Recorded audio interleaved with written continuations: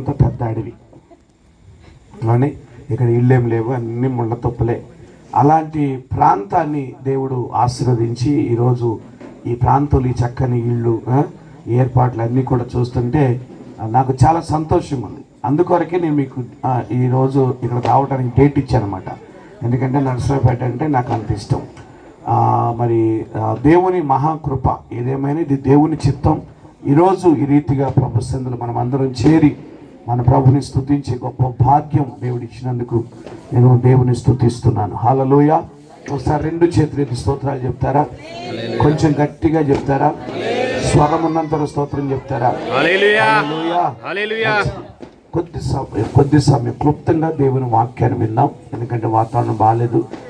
త్వరగా మన కార్యక్రమాన్ని ముగించాలి. మరి ఈ అభిషేక్ ప్రజ్వల్ కోసం ఒక కేక్ కట్ చేయాలి. అండ్ ముందు చాలా కార్యక్రమాలు ఉన్నాయి కనుక నేను త్వరగా ఈ కార్యక్రమం ముగిస్తాను. పరిశుద్ధ లేఖన భాగంలో నుండి